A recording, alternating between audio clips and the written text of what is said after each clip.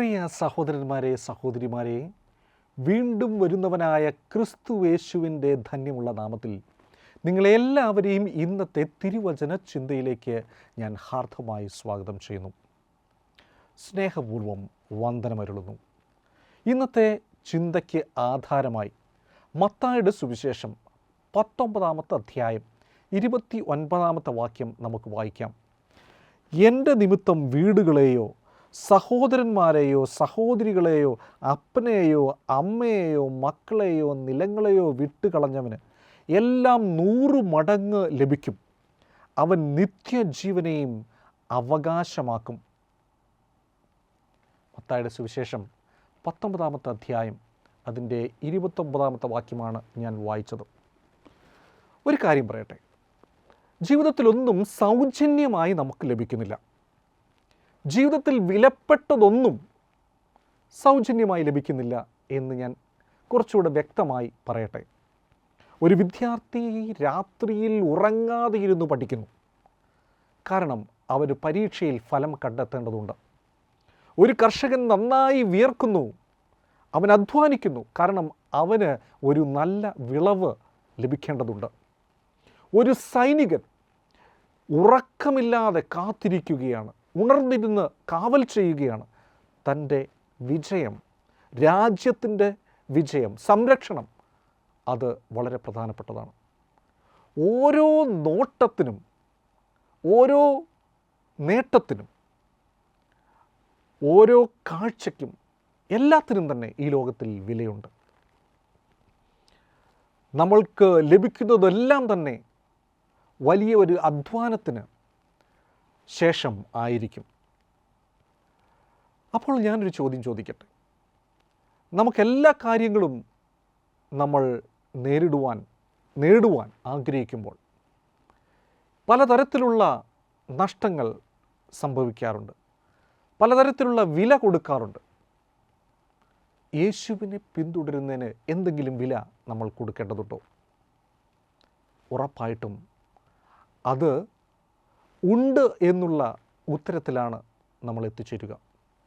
ചിലപ്പോൾ നമുക്ക് സൗഹൃദങ്ങൾ നഷ്ടപ്പെട്ടേക്കാം, ചിലപ്പോൾ അവസരങ്ങൾ നഷ്ടപ്പെടും, ചിലപ്പോൾ ആളുകൾ നമ്മെ തെറ്റിദ്ധരിക്കും.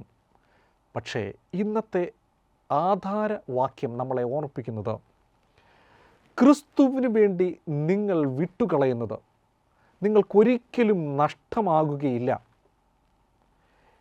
ആരെങ്കിലും ക്രിസ്തുവിന് വേണ്ടി വിട്ടുകളഞ്ഞു എങ്കിൽ എല്ലാം 100 മടങ്ങ് അവന് ലഭിക്കും. അവന് നിത്യജീവൻ അവകാശമാക്കുകയും ചെയ്യും.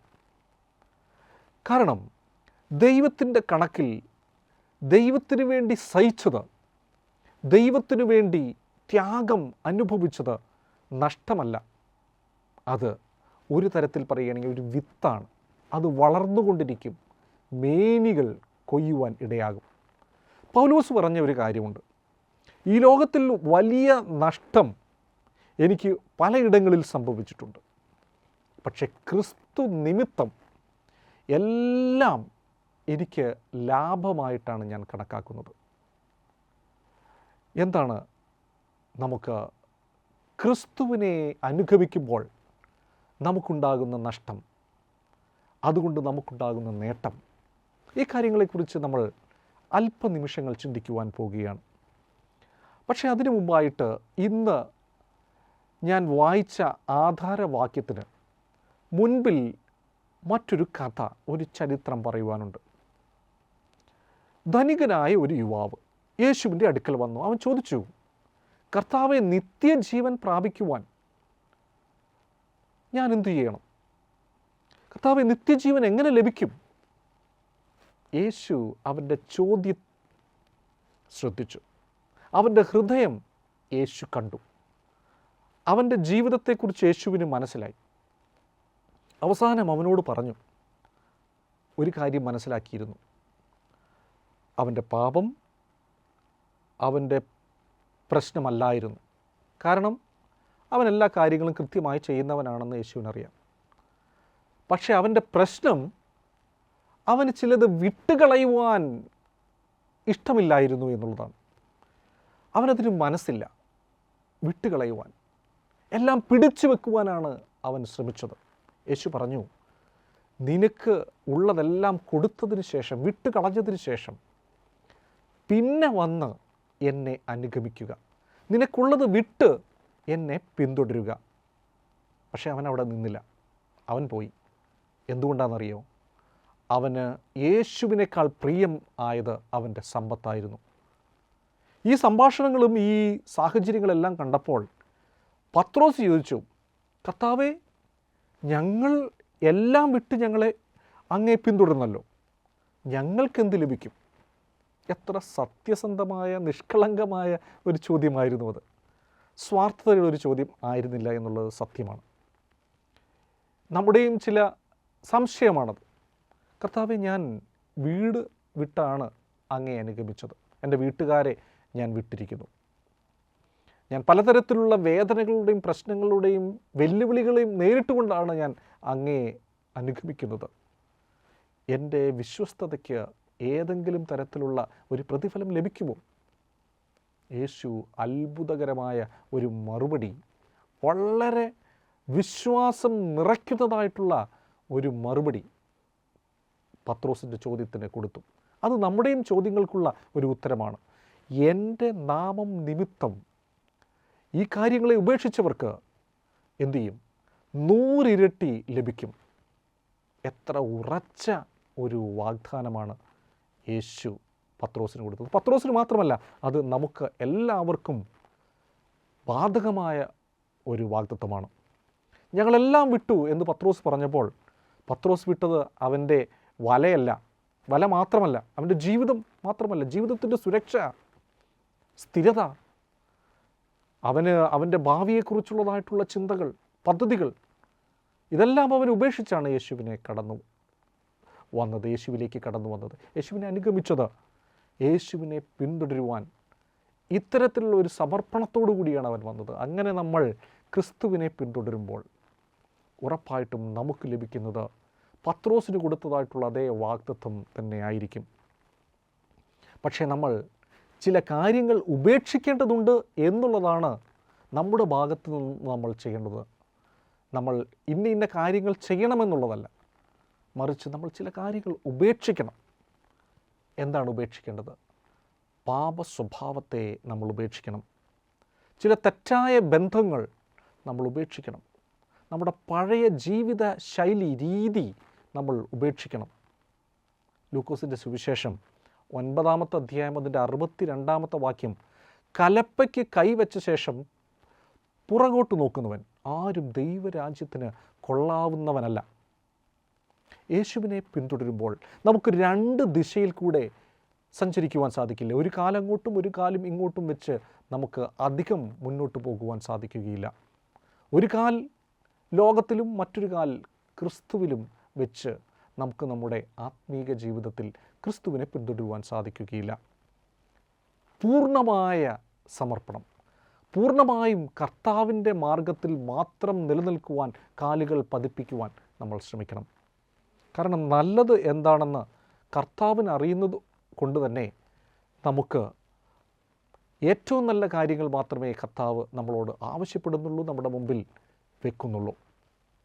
ഫിലിപ്പിക്ക് എഴുതിയ ലേഖനം 3-ാമത്തെ അധ്യായം അതിൻ്റെ 7-ാമത്തെ വാക്യത്തിൽ അപ്പോസ്തലനായ പൗലോസ് പറയുന്ന ഒരു കാര്യമുണ്ട്. എങ്കിലും എനിക്ക് ലാഭമായിരുന്നതൊക്കെയും ഞാൻ ക്രിസ്തു നിമിത്തം ഛേദമെന്നെണ്ണിയിരിക്കുന്നു. അല്ലെങ്കിൽ അതിൻ്റെ മറ്റൊരു വശം എന്ന് പറയുന്നത്, ക്രിസ്തുവിന് വേണ്ടി എനിക്കെല്ലാം നഷ്ടമായി, പക്ഷേ ഞാനത് ലാഭമായി പരിഗണിക്കുന്നു. കാരണം എന്താ? ക്രിസ്തുവിനെ ലഭിക്കുമ്പോൾ നഷ്ടം ലാഭമായി മാറും. നമുക്കും ഇങ്ങനെയുള്ള ചില ചോദ്യങ്ങളോ അല്ലെങ്കിൽ സംശയങ്ങളോ ഒക്കെ ഉണ്ടാകും. ഞാൻ പലതും നഷ്ടപ്പെടുത്തി ക്രിസ്തുവിനെ അംഗീകരിക്കുമ്പോൾ, അനുസരിക്കുമ്പോൾ, അനുഗമിക്കുമ്പോൾ എന്തും എനിക്ക് ലഭിക്കും? ദൈവത്തിനു വേണ്ടി സഹിച്ച നഷ്ടം എന്ന് വെച്ചാൽ അല്പം താമസത്തോടുകൂടി കൈവരുന്ന അനുഗ്രഹം എന്നതാണ് നമ്മൾ മനസ്സിലാക്കേണ്ടത്. ക്രിസ്തുവിൻ്റെ പൊന്നുമുഖത്തേക്ക് നോക്കി വിശ്വാസയാത്ര നടത്തിയ ഒരു വ്യക്തിയും ലജ്ജിച്ചു പോയിട്ടില്ല, ഇനി പോകുകയുമില്ല. പ്രിയരെ, എബ്രായർക്ക് എഴുതിയ ലേഖനം 6-ാമത്തെ അധ്യായത്തിൻ്റെ 10-ാമത്തെ വാക്യം വായിക്കുമ്പോൾ നമുക്കൊരു കാര്യം മനസ്സിലാക്കുവാൻ സാധിക്കുന്നു. ദൈവം നിങ്ങളുടെ പ്രവൃത്തിയും വിശുദ്ധന്മാരെ ശുശ്രൂഷിക്കുന്നതിനാലും തൻ്റെ നാമത്തോട് കാണിച്ച സ്നേഹവും മറന്നു കളയുവാൻ തക്കവണ്ണം അനീതിയുള്ളവനല്ല. ദൈവം നിങ്ങളുടെ പ്രയത്നം മറക്കുകയില്ല. നിങ്ങളുടെ കണ്ണുനീർ ദൈവം കാണുന്നു. നിങ്ങളുടെ ത്യാഗം കർത്താവ് രേഖപ്പെടുത്തി വച്ചിരിക്കുന്നു. നിങ്ങളുടെ വിശ്വസ്തതയ്ക്ക് പ്രതിഫലം ഉറപ്പായിട്ടും ലഭിക്കും. ദൈവം ഒരിക്കലും ഒരു കടക്കാരനായി നിങ്ങളുടെ മുമ്പിൽ നിൽക്കുകയില്ല. ഒരു കോളേജ് വിദ്യാർത്ഥിനിയുടെ ചരിത്രം, ഒരു കഥ, നമുക്ക് ജീവിതാനുഭവം നമുക്ക് ചിന്തിക്കുവാൻ സാധിക്കുന്നു. അവർ MBA പഠിക്കുകയാണ്. കൂട്ടുകാർ പറഞ്ഞു, ഇന്ന് വീക്കെൻഡിൽ, വാരാന്ത്യത്തിൽ ഒരു പാർട്ടിയുണ്ട്, നീ വരണം. അവൾ പറഞ്ഞു, ഇല്ല, എനിക്ക് ആ സമയത്ത് എൻ്റെ വിശ്വാസികളുമായിട്ട് അല്പസമയം ചിലവഴിക്കേണ്ടതുണ്ട്. ഒരു കൂട്ടായ്മയുടെ ഒരു കാര്യമുണ്ട്, ഞങ്ങൾക്ക് ഒരു ഫെലോഷിപ്പുണ്ട്. അവർ ചിരിച്ചു, അവർ പരിഹസിച്ചു. നീയൊക്കെ ഏത് ലോകത്ത് ജീവിക്കുന്നവളാണ്? ഇതൊക്കെ പഴയ കാര്യങ്ങളല്ലേ. ചില വർഷങ്ങൾക്ക് ശേഷം അവൾ നല്ല ഒരു സ്ഥാനത്ത് എത്തിച്ചേർന്നു. അപ്പോൾ ആ കുട്ടി തൻ്റെ കൂട്ടുകാരോട് പിന്നീട് ഇങ്ങനെ പറയുകയുണ്ടായി, I choose Christ over the crowd and Christ honoured me beyond the crowd. ഞാൻ ജനക്കൂട്ടത്തെക്കാൾ ക്രിസ്തുവിനെ തിരഞ്ഞെടുത്തു. അതിനാൽ ജനക്കൂട്ടത്തിന് നൽകുവാൻ കഴിയാത്തത് എല്ലാം തന്നെ നൽകി ക്രിസ്തു എന്നെ മാനിച്ചു.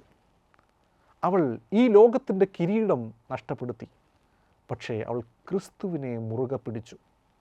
ദൈവത്തിനു വേണ്ടി നിങ്ങൾക്ക് വന്ന നഷ്ടം, കഷ്ടം, അത് കാണിച്ച് ആളുകൾ ഒരുപക്ഷെ ചിരിച്ചേക്കാം. പക്ഷെ ദൈവം നിങ്ങളെ മാനിക്കും, നിങ്ങളെ ഉയർത്തും. യേശു പറഞ്ഞു നിർത്തിയ ഒരു വാക്കിങ്ങനെയാണ്, 100 ഇരട്ടി നൽകും എന്ന് മാത്രമല്ല, അത് ഈ ഭൂമിയിൽ നമുക്ക് അല്പം ലഭിക്കുന്നതാണ്. അതൊന്നുമല്ല ഏറ്റവും പ്രധാനപ്പെട്ട ഒരു കാര്യം. ഏറ്റവും പ്രധാനപ്പെട്ട കാര്യം അതോടൊപ്പം നിത്യജീവൻ ലഭിക്കും എന്നുള്ളതാണ്. അതാണ് അതിൻ്റെ ക്ലൈമാക്സ്, അതാണ് അതിൻ്റെ പര്യവസാനം. ദൈവം ഈ ഭൂമിയിലുള്ള കാര്യങ്ങളിൽ നമ്മളെ അനുഗ്രഹിക്കും, അത് ഉറപ്പായിട്ടും നടക്കുന്ന കാര്യങ്ങൾ തന്നെ. പക്ഷേ നമ്മുടെ ഏറ്റവും വലിയ ചിന്ത ഈ ഭൂമിയിലുള്ളതായിട്ടുള്ള അനുഗ്രഹങ്ങൾ ശ്രദ്ധിച്ച് ആയിരിക്കരുത്, മറിച്ച് നിത്യജീവനിലേക്ക് നമ്മളെ നയിക്കും എന്നുള്ളതാണ്. മർക്കോസിൻ്റെ സുവിശേഷം 8-ാമത്തെ അധ്യായം അതിൻ്റെ 36-ാമത്തെ വാക്യത്തിൽ നമ്മൾ ഒരു വാക്യം വായിക്കുന്നു, നമ്മൾ ലോകം മുഴുവനും നേടിയിട്ട് നമ്മുടെ ആത്മാവിനെ നഷ്ടപ്പെടുത്തിയാൽ നമുക്ക് എന്ത് പ്രയോജനം, എന്ത് ലാഭമാണുള്ളത് എന്ന് നമുക്കവിടെ വായിച്ച് മനസ്സിലാക്കുവാൻ സാധിക്കുന്നു. ലോകത്തിൽ എല്ലാം ലഭിച്ചാലും ക്രിസ്തുവില്ലെങ്കിൽ അത് ശൂന്യ ജീവിതമാണ്.